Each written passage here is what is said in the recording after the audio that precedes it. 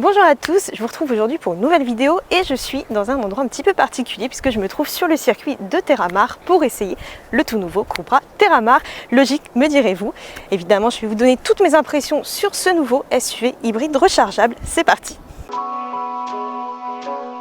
On retrouve un design qu'on connaît déjà bien chez Cupra, une face avant très agressive. On a ici une calandre qui change des autres modèles de la gamme et surtout, le point qui est totalement différent, c'est au niveau des optiques avec ces trois triangles ici qui permettent de reconnaître la voiture aussi bien de jour comme de nuit. La partie arrière a également bénéficié d'un travail particulier par rapport au reste de la gamme.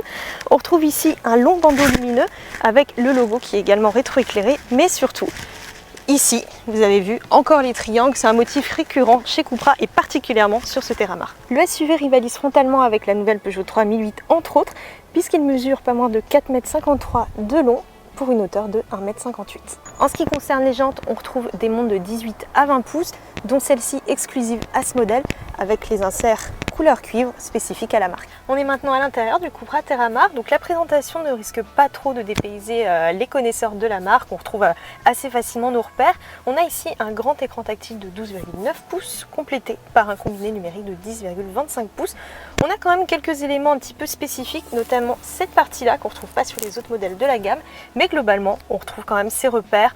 On est bien à l'intérieur, on a de la place et le style est plutôt moderne et bien pensé. L'écran tactile demande quand même un petit temps d'adaptation, même s'il est plutôt bien pensé. On a ici toutes les applications nécessaires et il faut savoir qu'il est compatible avec Apple CarPlay et Android Auto. Donc je suis maintenant à l'arrière du Cupra Terramar, donc comme vous pouvez le voir, il y a quand même assez de place. Donc il faut savoir que moi je suis pas très grande, je fais qu'1,60 m, mais il y a quand même assez de marge aussi bien aux genoux qu'à la tête, donc on est quand même bien installé. La banquette est assez confortable, donc c'est validé. Le volume de coffre est annoncé à 490 litres sur cette version hybride rechargeable, mais il faut savoir qu'il est légèrement plus grand sur les versions micro-hybrides. On est maintenant au volant du Cupra Terramar, ici dans sa version hybride rechargeable de 272 chevaux qui développe un couple de 400 Nm. Donc on est sur une version qui est quand même assez sportive, mais qui est quand même plutôt polyvalente. On peut le voir ici en ville où il se comporte plutôt bien et il est assez confortable sur les dos d'âne, malgré une suspension qui est quand même assez ferme et qui permet une conduite assez sportive. La direction, comme sur le reste de la gamme Cupra, est assez bien calibrée. Elle offre quand même une bonne remontée d'informations. Elle n'est pas trop ferme, pas trop souple non plus. C'est plutôt agréable, là, par exemple en ville, mais aussi en conduite un peu plus dynamique. On est ici sur une boîte DSG, donc on la connaît déjà très bien. Si elle est plutôt agréable en conditions de conduite normale et pour le quotidien, je trouve qu'elle pêche un petit peu en conduite plus dynamique où elle a un petit peu plus de mal à passer les rapports au bon moment et un petit peu d'à-coups. Rien de bien grave quand même, puisque ça reste une voiture qui est faite pour tous les jours et qui est quand même assez polyvalente, mais c'est le seul petit défaut qu'on pourrait trouver en conduite assez sportive. La direction est quant à elle très bien calibrée, c'est une qualité qu'on retrouve sur tous les modèles de la gamme Cupra. Elle est assez consistante, assez informative, mais en même temps elle est quand même assez souple et il faut savoir qu'elle sera fermée légèrement en mode sport comme c'est le cas juste ici.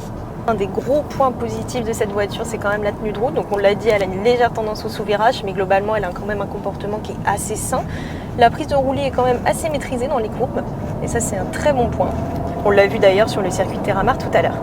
Un petit point rapidement sur le système hybride rechargeable qui embarque une batterie de 19,7 kWh qui lui permet de parcourir un petit peu plus de 100 km en mode 100% électrique.